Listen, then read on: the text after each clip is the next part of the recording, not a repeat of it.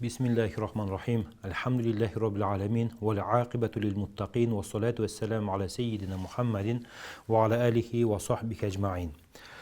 İslamдағы сода сатық келісімдерді өтіп жатабыз. Бүгін сіздер менен заттың өзіне ие шықпастан тұрып, пайдалануға ие шығу бойынша өтөбүз. Демек, екінші, андан кейінгі мәдеде мындай деп айтады: Ясиху ан якуна тамликул манфаати қасиран ala istiglali au ala sukna au şamilen lehuma ma'an. Пайдаланууга ие чыгаруу уруксат болот. Аны чектөө менен, мисалы пайдасын гана көрөсүң деп, же жашоо үчүн уруксат берип, же экөөнү тең чогуу камтыса болот деген маселе болду. Демек, биз бир нерсеге ие чыгуу эки түрдүү болот дедик. Биринчиси толук ие чыгуу, ал заттын өзүнө дагы, анын пайдасына дагы ие чыккан адам. Анан кемтик ие чыгуу дедик. Кемтик ие чыгуу дегенде заттын өзү сиздики эмес, мүлкүңүздө эмес, бирок пайдалануу укугуна ие болосуз. Мисалы, акы төлөп ижарага алып, же акысыз бекер алып. Ушул маселеде демек, бул жерде айырмасы жок. Акы менен болуп жатабы ижара, же акысыз болуп жатабы? Эгер берип жаткан, ижарага берип жаткан тарап же бекерге берип жаткан тарап чектеген болсо, кандай бир нерселерди айтып, анда ошол чектелген нерселерди аткарышка тийиш болуп калат алган адам. Эмнеге? Анткени бул жерде чектөө менен ошол пайданын аныктап, пайда көрүүнү аныктап, ошого жараша ижарага берип жатат. Ал эми айтылган нерседен башканын баарына шариятта уруксат берилет. Бул качан? Бул эгер чектелген нерсе адамдардын колдонуучулары ар түрдүү болуусу затка зыян тийгизбесе. Жөнөкөй тил менен айтканда, мисалы, бирөө батирин арендага берип жатат. Батирде пайда кандай көрүнөт? Адам жашайт ал жакта. Ошон үчүн канча адам жашабасын же кандай жашабасын, бирөө жашайбы, экөө жашайбы, үчөө жашайбы, ал үй жашалып жатса болду. Мисалы, бул квартирага экөөңөр эле жашасаңар болот. Үчүнчү адам келсе же болбойт, же конок келсе болбойт, же жаша бирок буюмдарыңды алып келбе, жаша бирок кир жууба деп чектей албайт. Демек, эгер бузулуп кетпей турган, зат бузулуп кетпей турган нерсе болсо, анда чектөө киргизгенге болбой калды. Албетте бир шарты менен зыян тийбей турган болсо, эгер мисалы квартираны арендага берип жатсаңыз, чет элдиктерге берип койсоңуз, ал чет элдиктер өздөрү мисалы квартиранын ички ремонтун бузуп жибере турган болсо, жыттантырып жибере турган болсо үйдү, же жандай таза кармабаса, анда албетте батирге зыян тиет. Биз айтып жаткан нерсе, адатта адамдар кандай жашаса, ошол нерсе адат болуп эсептелет дагы. Адаттагы жашаган нерсеге чектөө киргизүү шариятта уруксат эмес. Эгер үй бузулбай турган болсо, батир бузулбай турган болсо, бирок бузула турган болсо, анда албетте четке чектелет. Анткени ал-ма'лум бил-урфи кал-машрут бин-нас деген шариятта эреже бар. Үрп адатта белгилүү болгон нерсе айтылган сөз сыяктуу бекем болот. Ошондо үрп адатта мисалы таза жаша деген максатта берет да, бузба үйдү, мисалы краскаларына тийбе же сындырба деген максатта берет. Ошол айтылбаса дагы ошол нерсе аткарылыш керек болот. Биз азыр сиздер менен өзү арендага берип жаткан нерсени эки бөлүп карадык. Биринчиси, адамдар ар түрдүү колдонбой турган аренда. Булга биз үйдү мисал кылдык, квартираны мисал кылдык. Экинчиси, адамдар ар түрдүү колдоно турган аренда болот. Бул жерде чектөө киргизсе болобу, болбойбу деген маселе болсо, албетте бул жерде чектөө киргизсе болот. Мисалы, китептерде эми көбүнчө эмени айтат, унааны айтат. Мисалы, бирөө башка бирөөгө атын арендага берсе, ижарага, бир ишти бүтүрүп алайын же 2 күнгө деп арендага берсе, анда ошол берген адам гана өзү миниш керек болот. Мен минейин, атыңды берип тур десе, мынча сомго, анда ошол өзү миниш керек болот. Бирок өзү эмес, башка бирөө минген болсо, бул жерде мисалы атты 2 күнгө 1000 сомго берип тур деди. Анан сурап келген адамга берди. Ошо алган адам арендага барып үчүнчү башка бирөөнү мингизип койду. Анан бул маселеде жанагы адам 2000 сом бериш, бул жерде аренда маселе жүрбөй калат. Бул жерде эгер атка кандайдыр бир зыян келсе, анда толугу менен төлөп бериш керек болот, ошол зыянды жабыш керек болот жана алган киши. Бирок аренда маселеси каралбай калат. Эмнеге? Анткени арендада, ижарада жанагы адам ар түрдүү колдонула турган нерсеге ижара болуп жатканда, демек берилген адам экөөнүн ортосунда гана келишим түзүлөт. Ал эми арендага алган адам ошол нерсени өзү колдонбой, келишимди бузуп башка бирөөгө берип койгон болсо, анда негизинен келишим жок деп эсептелет дагы. Мындай кылган адамды биз гасип деп коебуз. Гасип деген башка бирөөнүн мүлкүн уруксатсыз колдонду деп аталат дагы. Өзүнө башкача бир чара көрүлөт, бирок 2000 сом арендамды бер деп доолай албайт аттын ээси. Эмнеге мындай болду? Анткени колундагы аманат болгон нерсени бул башка бирөөгө берип койду. Ошол кезде эгер жанагы ат бир нерсе болуп, мисалы жок болуп кетсе, өлүп калса же бутун сындырып алса, анда ошол нерсени төлөп бериш керек болот жанагы берип койгон киши. Эми эгер биз эки нерсеге бөлүп карадык, эки нерсени. Биринчи нерсе бул адамдар ар түрдүү колдонбой турган нерсе. Буга үйдү мисал кылдык. Бузулмайынча шарт койсо дагы болбойт. Буну ар ким каалагандай жашай беришет. Экинчиси, ар ким ар түрдүү колдоно турган нерсе болду. Буга биз атты мисал кылып атабыз. Мисалы, ошондо бирөө атыңды минип турайын бер десе, анан ордуна башка бир жүк салып көтөртсө ал, же эки адам минишсе, бирөөнү аркага өңөрүп алса, анда бул жерде дагы келишим бузулган болот. Анткени өзүнө эле минүү үчүн берсе, анан ал башка бирөөнү өңөрүп алса, анда эки адам минди болуп эсептелет дагы. Бул жерде айткан нерсесине, айткан жерине жетсе ат менен, анда толугу менен акчаны бериш керек болот кожоюнга. Ижара аткарылуу болуп эсептелет. Анткени өзү келишимди өзү пайдаланып атат. Мисалы, паланча деген шаарга жетип алайын, атыңды берип тур деди, анан барды. Бирок бул менен кошумча нерсе болуп калат. Кошумча нерсеси эмне? Өзү менен кошо башка бирөөнү өңөрүп барган ал киши. Демек, кошумча нерсе болгон үчүн бул жерде ат эшинсе болбосо, анда ага акы ала албайт экинчи адамга эки өңөр келипсиңер деп кожоюн. Экинчи тараптан, эгер ат жеткенден кийин бир нерсе болуп калса, мисалы өлүп калса, анда ошол аттын жарымын төлөйт жанагы өңөрүп барган ижарага алган киши. Эмнеге? Анткени бул келишимди аткарды, болгону бул кошуп жиберди үстүнө. Ашыкча адамды жүктөп алды. Ошон үчүн аттын баасынын жарымын төлөйт. Эгерде жетпей жолдо ат өлүп кала турган болсо, жана эки адамды көтөрө албай, анда аттын жалпы баасын көтөрөт толугу менен. Эми бул качан? Бул ошол эки адам көтөрө ала турган ат болсо, бирок башынан эле көтөрө албаган, билген болсо, албетте ал толугу менен эле аттын баасын төлөп берет.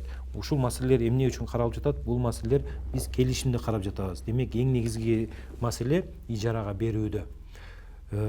Ижарага берилип жаткан нерсе адамдар ар түрдүү колдоно турган нерсе же баардык адамдар бирдей эле колдоно турган нерсе? Ушуну аныктап алышыңыз керек болот. Адамдар баары бирдей эле колдоно турган нерсе болсо, анда аны берсеңиз, ар түрдүү шарт койсоңуз, ошо шарттар каралбай калат дедик.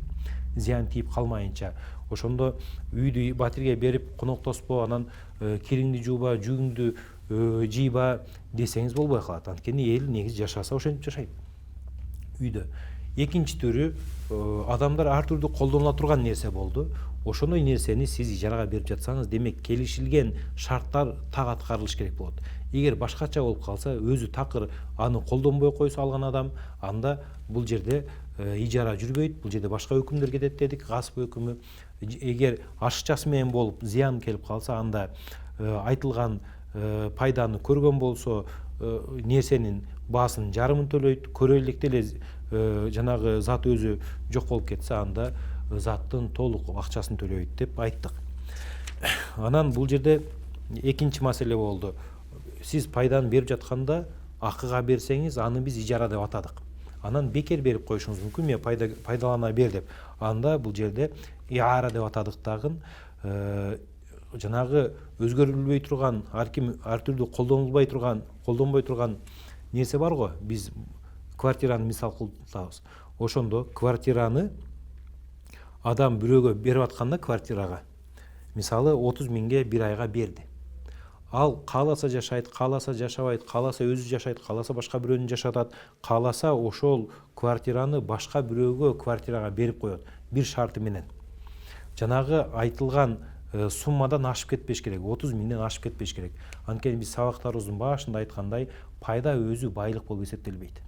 Пайда көрүү өзү байлык эмес, бул пайда көрүү качан шариятта баалуу деп эсептелип калат, келишим түзүлгөндө гана. Ал эми келишим бул жерде 30 миңге түзүлүп жатат, 30 миңден ашыкча башка бирөөгө подселение кылып, мисалы 3 адамды жашатып, ар кимден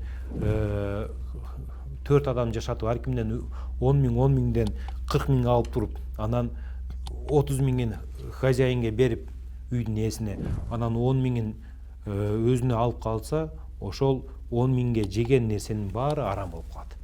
Анткени биз айтып жатабыз, пайданын өзү баасы жок. Баасы келишим менен гана аныкталат дагы. Ошол баадан эгер ашыкча болуп кетсе, жанагы көрүп аткан пайда үчүн башка бирөөлөргө бергенде, субарендада, анда ошо ашыкча нерсенин баары шариятта арам деп айтканбыз. Эми бекерге берилген нерсе ар ким ар түрдүү колдонулбай турган, бирок бекер колдонбой турган, бирок бекер берилген нерсе болот. Мисалы, батирди бирөө бекерлей берди, жашай бер деп койду. Анан адам жашап атат, анан жанына бирөөнү подселение кылып алды, мисалы 10 миң сомго. Ошондо өзү бекер алган пайданы баалап туруп, ал үчүн башка бирөөнү жашатып, анан ал үчүн акча алса, шариятта ошо келген акчасы бул орунсуз болуп калат. Башкача айтканда, соода жүрбөй калат дагы, ижарага берилбейт бекер берилген нерсе. Анткени пайда шариятта баалуу байлык деп эсептелбейт, качан келишим түзүлмөйүнчө. Бул жерде бекер берилгенде пайдага аны баасы жок деп эсептелип берилген болчу шариятта. Эми албетте бул үчүн сооп башка нерселер табат. Бирок ошол акысыз келген нерсени акыга, арендага кайра берүү шариятта уруксат эмес болгон. Ушуну менен мен сиздер менен иншалла пайданы акыга берүү жана акысыз берүү маселесин окуп бүтүрдүк. Эми кийинки абзацтарга өтсөк, бул жерде мындай дейт: яжузу ан таж'ала манафи'ал а'ян ал-мawqufa лин-нафси waqifha fayantafi'u biha in ushturita dhalika li-nafsihi in ishtarata dhalika li-nafsihi muddata hayatihi ومن بعده تنتقل إلى الجهة التي اشترطها لها. Biz vakıf masalesini ötölü. Vakıf деген söz Allah üçün bir nerseni koyu bol eseptilet. Түбөлүккө өзүнүн мүлкүнөн ошол нерсени чыгарып, Allah'ın мүлкүнө коет дагы, эч ким ошол нерсени кийин сата дагы ала албайт, сатып жибере албайт, сатып ала албайт, белекке бере албайт, мураска ала албайт. Айтор жалпы муктаж адамдардын, кедей кембагал мусулмандардын же мусулман эместердин пайдасына коюлган Алла үчүн кайрымдуулук вакыт деп аталып жатат. Демек, ушундай кылып бирөө бир затты Алла Тааланын ыраазычылыгы үчүн вакыфка берди, бирок бир шарты менен: мен тирүү кезимде өзүм пайдаланам деп. Анан өлгөндөн кийин кайсы тарапка вакыф кылынса ошол жака өтөт дейт. Мисалы, бирөөнүн үйү бар, бирок бала бакырасы жок, мураскору жок айтор. Анан ал атайын вакыфка жазып коюшу мүмкүн: мен ушул үйдү вакыфка арнадым, бирок пайданы өзүм тирүү кезимде пайдаланам. Башкача айтканда, сатып дагы жибере албайт, пайдаланат, пайдасын өзү көрөт. Анан өлгөндөн кийин башка муктаж бей-бечараларга жумшалат бунун пайдасы деген маселе болду. ويصح أن تجعل تلك المنافع لشخص معين أو لعدة أشخاص معينين سواء كانوا من أولاد الواقف أو من أقاربه أو أجانب عنه. Demek özüne пайдасын ыйгарып койсо болот экен вакыфтын, же баласына, мисалы мен бул үйдү вакыфка бердим, пайдасын балам көрсүн десе, же балдарым көрсүн десе, же паланча деген уруунун балдары көрсүн десе, айтор кайрымдуулук вакыфы эки түрдүү болот. Ахли деп коет. Ахли деген аталган адамдарга гана бериле турган нерселер, пайдалар. Анан негизи эле кайрымдуулук үчүн, лил хайр, кайрымдуулук деп коет. Кайрымдуулук үчүн кылынган вакыф болот. Демек, белгилүү бир адамдарды айтып дагы вакыф кылса шариятта уруксат экен, ошол адамдар пайдасын көрө алат. ويجوز جعلها لشخص قبل وجوده بشرط أن يكون آخرها في كل الأحوال لجهة بر لا تنقطع. Анан үчүнчүсү, али бул дүйнөгө келе элек адамга дагы арнап вакыф кылса болот экен. Мисалы, мен бул үйдү вакыфка баламдын вакыфка небереме бердим деп койсо, али небереси төрөлө элек, баласы кичинекей, чоңой элек. Ошондо жанагы үйдүн пайдасын кедей кембагалдар көрө берет, мусулмандарга кайрымдуулук иретинде бериле берет пайдасы. Бирок баласы чоңоюп, үйлөнүп, анан небереси төрөлгөндө кайра ошол үйдүн пайдасы небересине гана өтүп калат дагы, небереси көз өтмөйүнчө жанагы вакыф болгон үйдүн пайдасын көрө берет. Айтор, ушул вакыфтардын баарында, бул жерде вакыфтын эки түрү болду. Кайрымдуулук вакыф деди, башынан эле бир үйдү мисалы мына мен Алла ыраазычылыгы үчүн чыгарып койдум, ушул үйдүн пайдасын мусулмандар көрсүн, кедей кембагалдар көрсүн деп берип койсо, анда ошол үй арендага берилет дагы, түшкөн акчасы кедей кембагалдарга таратылып турат. Бул биринчи вакыф болду. Түрү. Экинчиси, бул үйдүн пайдасын паланча адамдар көрсүн, же паланча киши көрсүн, же өзүмдүн неберем төрөлгөндө көрсүн деп берет. Ушул эки вакыфтын түрү тең. Качандыр бир учурда, айтор баласы өткөндөн кийин, айтылган вакыф арналган баласы бул дүйнөдөн өткөндөн кийин, жалпы мусулмандардын же ошол чөлкөмдүн муктаж кедей кембагалдарына кайрымдуулук иретинде жумшалыш керек болот. Анан ал түбөлүктүү ошол вакыфта Алла Тааланын мүлкүндө калып калат. Ошондо демек бир шарт менен эки айтылган вакыф тең акыры барып жалпы коомчулуктун муктаждыгына жумшалыш керек болот. Ушул нерсени бул жерде айттык иншалла. Анан негизи биздин мазхабта бир топ маселелер бар эми. Эгер мындай ачыгыраак айтып кете турган болсок, кимдир бирөөңүздөр иншалла ниет кылып койсоңуздар, Алла үчүн жеримди, же Аллах үчүн үйүмдү, же Алла үчүн мал мүлкүмдү, байлыгымды, бакчамды Алла үчүн вакыф кылып берем дей турган болсоңуздар, анда вакыф маселесинде биздин мазхабта бир топ сөздөр бар, шарттар бар. Ошо биринчи шарты мисалы сөзсүз вакыфка коюп жаткан адамдын мүлкүнөн вакыф чыгып кетиш шарт дейт да. Биринчи шарты болду. Бул шарт эми имам Азам менен Абу Ханифа рахматуллаху алейхи, анан имам Мухаммадтын шарты. Башкача айтканда, сиз үйдү, жерди же Алла жолуна бердиңизби, Алла үчүн бердиңизби, демек бирөөгө тапшырышыңыз керек. Бул тапшырган тарап, аны кабыл алган тарап болуш керек. Бизде азыр мыйзам түрүндө иншалла бул иштелип жатат, жакында кабыл болуп калышы мүмкүн биздин мыйзамдарда, бирок азыр жок. Башка коңшу өлкөлөрдө же ислам дүйнөсүндө андай нерсе бар. Мисалы муфтият же башка тарап Алла үчүн берилген вакыфты алат дагы дайыма коомчулуктун мисалы аярлуу катмарларына колдонуп келет. Демек, биринчи шарты мүлктөн чыгып кетиш керек, колдон чыгып кетиш керек. Мына деп берди, болду. Ал өзүнүкү болбойт, мүлкүнөн чыгарып жиберди, анан аны жанагы тиешелүү тарап кабыл кылыш керек болуп калды. Ушул имам Абу Ханифа рахматуллаху алейхи менен имам Мухаммадтын шарты болду. мүлктөн чыгып кетиш керек деп. Бирок имам Абу Юсуф рахматуллаху алейхи бул нерсени шарт кылган эмес. Ошондо өзүнүн мүлкүндө турса деле кагаз жүзүндө бөлүп коюп пайдасын мусулмандарга бере берсе деле болот деп айтат Абу Юсуф рахматуллаху алейхи. Айтор мүлкүнөн толук чыгарбайт. Кийин мисалы мечитти мисал кылсак, бирөө өзүнүн жерине мечит курду. Анан качан ал вакыфка өттү болуп эсептелет деген маселе бар да. Эгер бир ирет ошол мечитте бир жолу намаз окулса дейт Алла үчүн, же башкалар айтат, бир жолу азан чакырылып жамаат менен намаз тургузулган болсо, анда мечит, ошол мечит дароо Аллах Тааланын мүлкүнө өтүп кетет.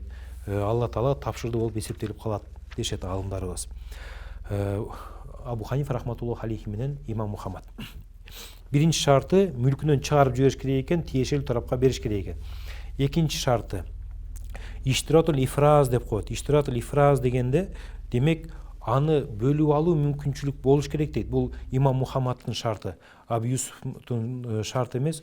Бөлүү мүмкүн дегенде, мисалы бир нерсе мүлктө болсо, жер 3 адамдыкы болсо, ошо мен өзүмдүн үлүшүмдү, мисалы 5 соток жер 3 адамга караштуу, документтерден 3 адамдын аты жазылып турат. Ошондо мен өзүмдүн үлүшүмдү вакыф кылдым деп койсо өтпөй калат экен. Ошо толук бөлүп өткөрүүгө мүмкүн болуш керек деп имам Мухаммад айтат. Имам Абу Юсуф муну дагы шарт кылбайт. Үчүнчү шарты түбөлүктүү деген ниетте болуш керек. Мисалы мен түбөлүккө ушул жерди, үйдү вакыф кылып мусулмандарга өткөрүп бердим. Бул Абу Ханифа рахматуллаху алейхи менен имам Мухаммадтын шарты албетте. Абу Юсуфтун эки риваяты бар. Абу Юсуфта бул шарт дейт, шарт эмес дейт. Булардын баарын айтып жаткан себебим ар түрдүү кырдаалдар болуп калат. Эгер сиздер бир мүлкүңүздөрдү вакыфка коюп жатсаңыздар, сөзсүз аалымдардан, факыйдерден сурашыңыздар керек болот туура жолун. Ошондо төртүнчү шарты ушул Алла жолуна, Алла үчүн коюлган зат, вакф сөзсүз акыры барып жалпы мусулмандардын пайдасына, жалпы коомдун пайдасына өтүш керек деген шарт болуш керек. Анан канча жылга, мисалы 100 жылга, 50 жылга бердим, андан кийин кайра менин мураскорлорумдун мүлкүнө өтсүн деген шарттар болбой калды.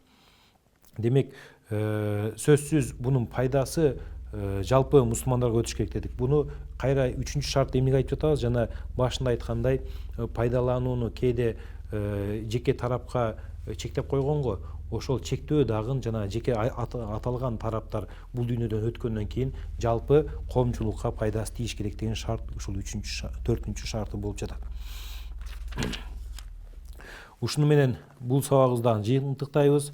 Аллахым баарыбызга пайдалуу илим берсин, ошол илимге амал кылууну насип этсин. Ва ахиру дa'wana алхамдулиллахи rabbil alamin. Rabbana atina fid dunya hasana wa fil akhirati hasanatan wa qina adhaban nar bi rahmatika ya arhamar rahimin. Assalamu alaykum wa rahmatullahi wa barakatuh.